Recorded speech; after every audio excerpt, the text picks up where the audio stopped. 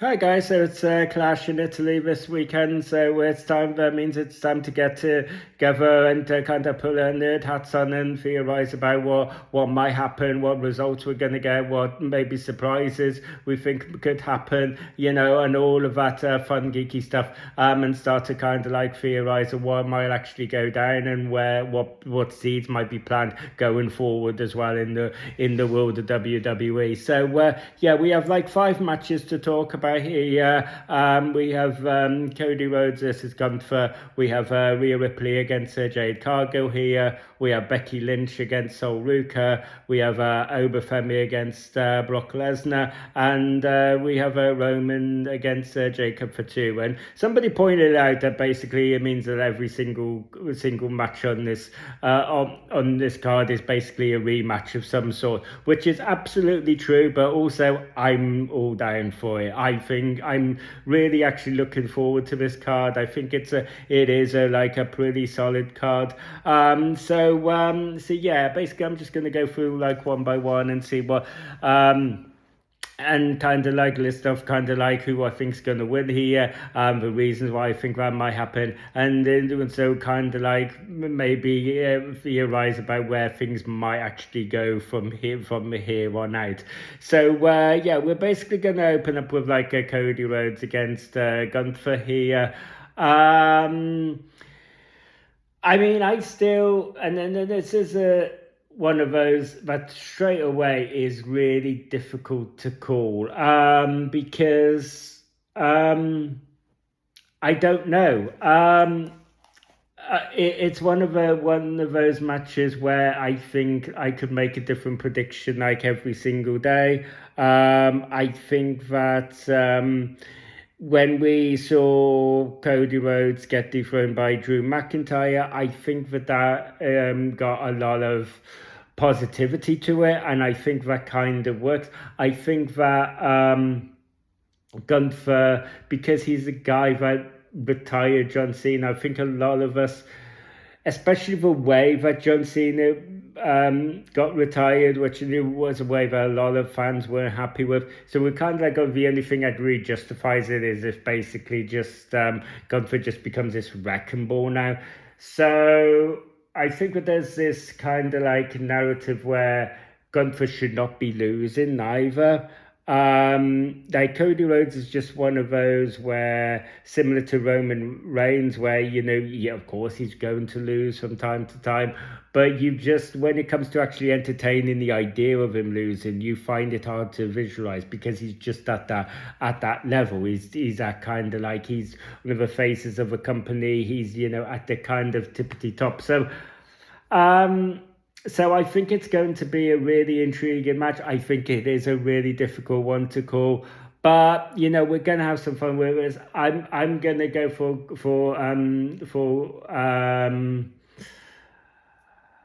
oh God,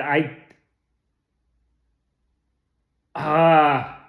You see, this is really difficult, but I'm gonna go for Cody retaining. I'm gonna go for Cody retaining. I'm not saying that's what I want to happen because it's not. I would actually like to see both major titles change hands here.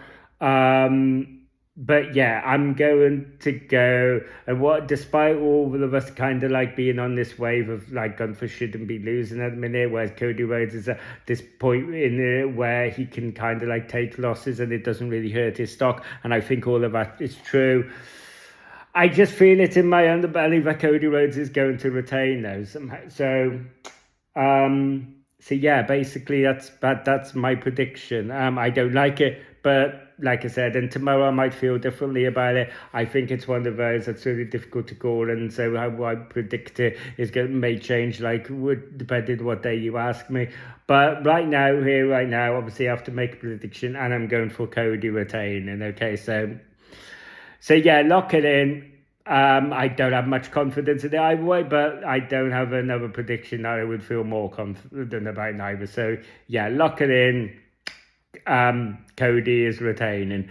So yeah, we move on to like Rhea Ripley against Jade Cargill, and I feel like For a long time, actually, during the build up to this feud, I actually thought Jay Cargill could win this, just because I felt like it was the only thing I really justified maybe running it back. I mean, I felt like I didn't think the build to this on the when Zero WrestleMania match was particularly interesting, but I thought the match itself that we got at WrestleMania was solid enough. So I'm happy that we kind of got this again. But yeah, so I just kind of like felt like yeah, maybe it was kind of like in the stars that Jay Cargill was actually going to win here.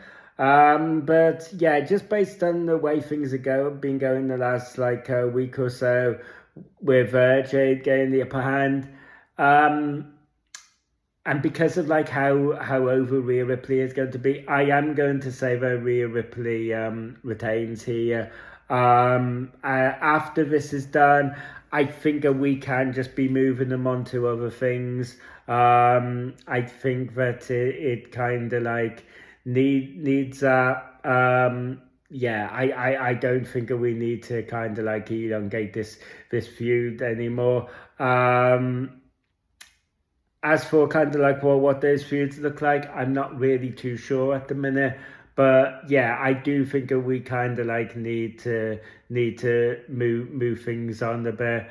Um, so so yeah, I basically but yeah, I'm gonna say that Rhea Ripley retains. So yeah, we'll go on to like Becky Lynch against Sol Ruka.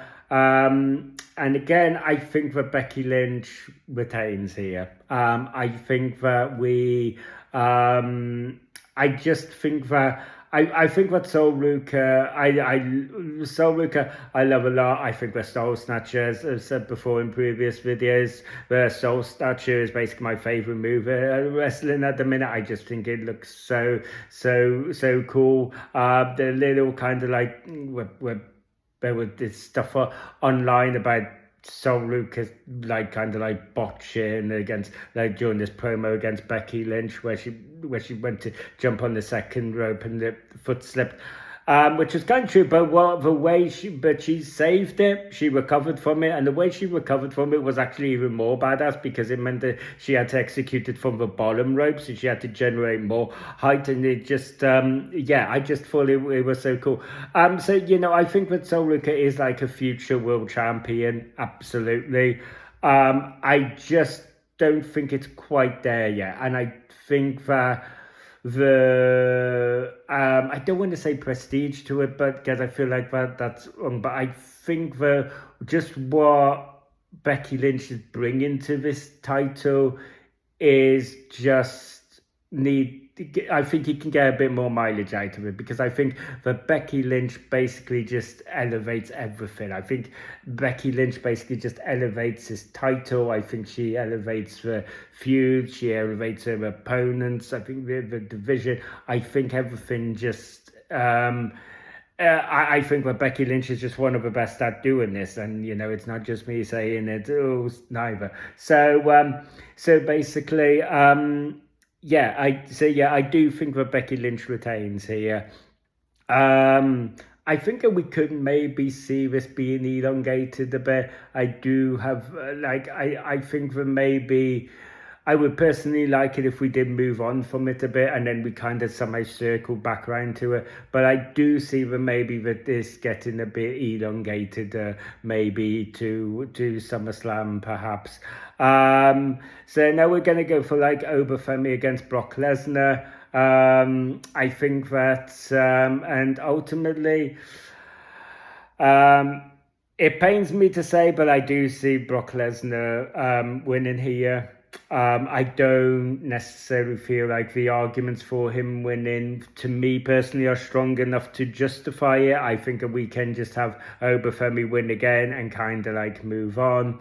But I do feel like with this, out of everything here, this is the one I feel most confident about. Out of all the feuds that we've got here, should I say, this is the one I feel most confident about it being elongated to SummerSlam. I think that it just, if we are going to basically tell this story of Brock Lesnar finally getting retired, I think that maybe just doing it on a platform like SummerSlam kind of makes sense, and to kind of like elongate it to event, I think that you kind of need to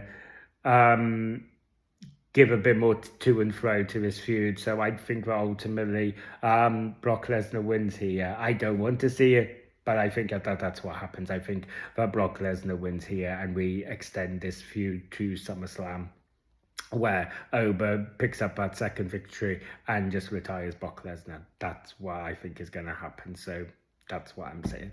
And then we get to, I'm sure will be the main event, which is Roman Reigns against Jacob Fatu in the Tribal Combat match.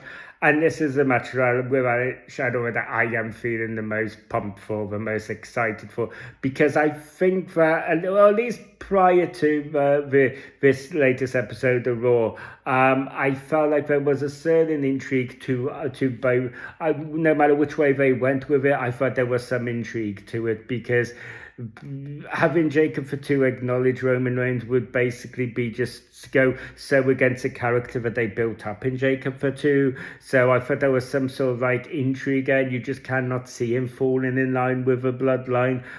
So I kind of like thought there was some intrigue in how all that was going to manifest itself. Obviously that was all kind of diminished a little bit on this episode of Raw, where basically Roman basically said that he was going to walk Jacob Fatu like a dog, and Jacob Fatu's response was basically like, well, all right, well, I still have a job, so, you know. But it was basically, yeah, I think that took away some of the impact of this, some of the stakes to it. So maybe for that reason, also, I feel like I want to see Jacob Fatu win here, and I just think that the idea of Roman losing the tribal chief head of the table, and that being replaced by someone who's characterized as being as unhinged as Jacob Fatu, being the head of a family, I think that's just much more intriguing.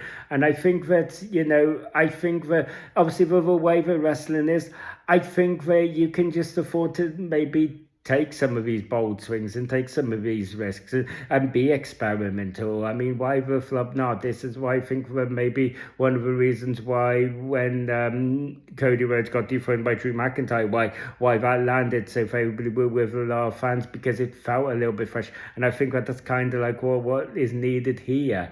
But also, yeah, I think, and you can just tell this story about Roman kind of like falling and kind of like having to try and get back to the head of the table, and I just think that that's just really intriguing as well. So, you know, even if, like, you know, you just put the title on Jacob Fatu and make him the head of the table, and even if it doesn't work out, like, the beauty of wrestling is you can just kind of like retcon it and reset, so you can still have that tell that story about Roman trying to make his way back. But yeah, just everything in between. I just think there are those dynamics, and especially the way the Usos sit in all of this as well. I just think I just think that having Jacob Fatu win is a much more fun option. I think it's a more intriguing option. So that's kind of like what I want to see, to the point where I'll actually be quite angry if Roman does retain here, because I just think that the how they can just freshen stuff up, the possibilities that they can, you know, execute here, or springboard from here, I just think are too good to pass. I really do. I think that it would offer freshness to all that is needed right now. So yeah, that's what I'm going to go for. I'm going to go for Jacob Fatu winning. And becoming the new head of the table. So, and I just think that would be such a fantastic way to kind of like bow out. But yeah, that's basically what I think. I'd love to hear what you guys think about. So yeah, please feel free to let me know your thoughts and your predictions down in the comment section. All of our fun geeky stuff, please let me know. And as always, I will see you guys in the next video. You guys take care.